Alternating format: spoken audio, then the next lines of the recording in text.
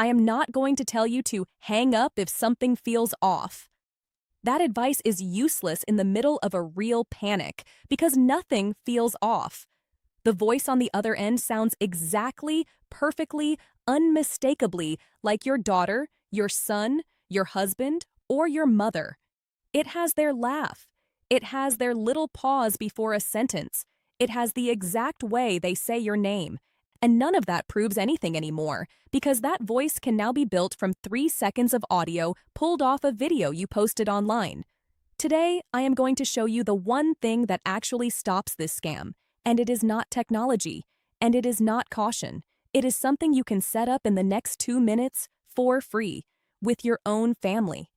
Welcome to Cyber Safety Brief, where we explain simple cybersecurity advice for everyday Americans. This video is based on authentic, legal, and publicly available cybersecurity information, including warnings issued directly by the FBI and the FTC. Everything here is for awareness and protection only. We are not explaining how to build or use this technology. We are explaining how it is already being used against real families and what actually works to stop it. So let's start with the part that genuinely surprised me when I first dug into this. In my opinion, most people still picture voice cloning the way it looked in movies, some long, complicated process needing hours of recorded speech and expensive software. That is not reality in 2026. A short clip from a birthday video, a voicemail greeting, even a comment left on a social media post can be enough. Researchers demonstrated years ago that as little as 3 seconds of clear audio could produce a usable voice clone, and the tools have only gotten faster and more accessible since then. What I personally think is that this single fact changes the entire conversation around family safety online, because it means the danger is not about being careless. It is about simply existing on the internet with a voice anyone can hear. Let's go through this scam point by point, how it actually works, why it is spreading so fast, and exactly what you and your family can do about it starting today. Point 1. This is not a new scam. It is an old scam wearing a terrifying new mask. The family emergency scam has existed for decades. Someone calls claiming to be a relative in trouble, usually asking for money to be sent quickly, often through a method that is hard to trace or reverse. For most of that history, the obvious giveaway was the voice itself. It did not sound right. It was a stranger pretending, and most people, even under pressure, could sense that something was off. AI voice cloning removes that one reliable signal. The scam structure has not changed at all. What changed is the costume. A real-life pattern reported by multiple families involves a parent receiving a call where the voice on the line is unmistakably their child's, crying, frightened, claiming to have been in a car accident or arrested, sometimes with a second voice taking over the call, claiming to be a police officer or a kidnapper, demanding money urgently. In one widely reported case, a mother said the voice screaming for help sounded exactly like her daughter because the scammers had used real audio of her daughter's voice as the source. In my opinion, this is the part people miss when they hear AI scam and assume it only affects tech-savvy targets or younger people online. This scam is built specifically to exploit the oldest, most powerful instinct a parent or grandparent has. It does not need you to be careless with technology. It only needs you to love someone. Safe, defensive steps. Understand that this scam is fundamentally the same distress call trick that has existed for decades, just with a more convincing voice attached to it. Treat any unexpected emergency call involving money as a structure to recognize, regardless of how real the voice sounds. Share this basic pattern with older relatives specifically, since they are frequently the primary targets. Point 2. The source audio almost always comes from something you already posted publicly. This is the detail that should genuinely change how families think about social media, and it has nothing to do with being paranoid about privacy in a general sense. Voice cloning tools need a sample of someone speaking. They do not need a professional recording. A birthday video, a graduation speech, a casual video posted to a public account, a voicemail greeting that anyone calling your number can hear, all of these can serve as source material. The scammer does not need to know you personally. They simply need a few seconds of your voice, publicly available, and a list of phone numbers belonging to people who might care about you. A grounded example: a teenager posts a short video on a public account, laughing and talking with friends. That few seconds of audio, intended for friends and followers, becomes the raw material a stranger uses months later to build a voice clone aimed specifically at that teenager's parents or grandparents. What most people underestimate is how disconnected this process is from anything resembling a personal hack or targeted attack. There is no need to break into an account or steal information. The voice was already sitting in public view the entire time, freely available to anyone who wanted it. Safe defensive steps. Consider setting social media accounts to private, especially for accounts belonging to children, teenagers, and older relatives who may be specifically targeted. Be mindful that voicemail greetings recorded in your own voice are also publicly accessible to anyone who calls your number. Talk with family members about reducing public video and voice content where possible, not out of fear, but as a reasonable, modern precaution. Point 3. Urgency is doing more work in this scam than the voice cloning itself. Here is something I genuinely believe after looking at how these calls are structured. The cloned voice gets all the attention, but urgency is actually the more important ingredient, and it is the one piece of this scam that has not changed at all from older versions. The entire call is built around preventing you from pausing. A frightened voice, a second person taking over claiming to be law enforcement, instructions to act immediately, sometimes explicit warnings not to hang up or tell anyone else. Every part of the script exists specifically to prevent the one action that would expose the entire scam, simply taking 30 seconds to verify independently. A widely reported example involved a family receiving a frantic call from someone claiming to be their son, saying he had caused an accident involving a pregnant woman and needed money immediately, with a second caller posing as police reinforcing the urgency. The family grew suspicious just in time, called their son directly, and confirmed he was completely safe. The entire emergency had been manufactured from start to finish. The way I look at it is, the voice clone is simply the key that unlocks your trust quickly enough that urgency can do the rest. Without urgency, even a perfect voice clone gives a scammer very little, because a calm person eventually says, "Let me call you back," or "Let me verify this first." Let me know in the comments if you agree with this. Do you think urgency is actually the more dangerous part of this scam, even more than the voice cloning technology itself? Safe defensive steps. Treat overwhelming urgency, especially combined with instructions not to hang up or tell anyone, as a major warning sign, regardless of how convincing the voice sounds. Give yourself permission in advance to pause during any emergency call involving money, since a genuine emergency will not be ruined by a 30-second verification call. Practice this mentally before it happens, so the instinct to pause exists before panic does. Point 4. A family code word is not a tech solution, and that is exactly why it works. This is the part of the video I most want you to actually act on, because it is genuinely the most effective defense currently available, according to consumer protection guidance from multiple federal and financial sources. A family code word is a simple, private word or phrase agreed upon in advance, known only to your closest family circle, never written down anywhere digital, never posted, never texted. If a call ever comes in claiming a family emergency, asking for money or urgent action, you simply ask for the code word. A cloned voice, no matter how perfect, cannot produce information it was never trained on. Here is a grounded way to think about it. The scam targets your ears, but the code word targets something AI fundamentally cannot fake yet: a shared private memory that exists only inside your actual family. Never recorded, never public, never available to be cloned or scraped from any video or post online. In my opinion, this is the single most underrated piece of advice in all of modern scam prevention, specifically because it sounds almost too simple to matter. People expect the solution to a high-tech problem to be high-tech in return. It is not. The solution is a 5-word phrase agreed upon over dinner. Safe defensive steps. Choose a simple code word or phrase with your immediate family today, something unrelated to information already shared online. Agree that this word is only ever spoken aloud, never written in texts, emails, or social media, to avoid it ever leaking digitally. Make a habit of asking for it calmly during any unexpected emergency call, treating the request itself as completely normal rather than awkward. Point 5.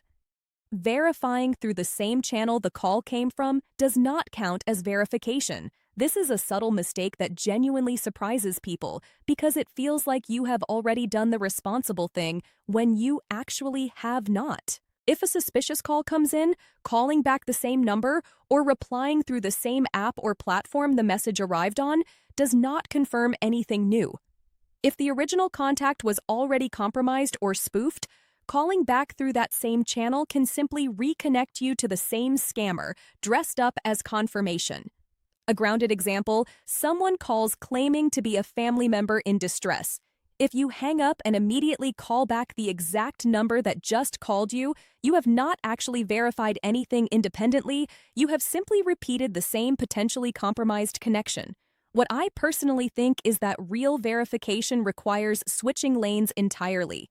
Call the person directly using a number you already had saved before this call ever happened. Try a completely separate app if needed. Reach out to another family member who might be with them. The goal is creating a path the original caller has no control over. Safe defensive steps. Always verify using a phone number or contact method you already had saved beforehand, never one provided during the suspicious call itself. If you cannot reach the person directly right away, try a different family member or a different communication platform entirely before sending any money. Treat "I called the number back and it sounded fine" as insufficient verification on its own, since that callback can still route directly to the scammer. Point 6. The payment methods requested are almost always designed to be unrecoverable. This pattern shows up constantly across reported cases, and recognizing it can be just as protective as recognizing the voice itself. Scammers using this tactic typically request payment methods that are fast, difficult to trace, and nearly impossible to reverse once completed. This often includes wiring money directly, withdrawing cash to hand to a courier who arrives at your home, or purchasing gift cards and reading off the codes over the phone.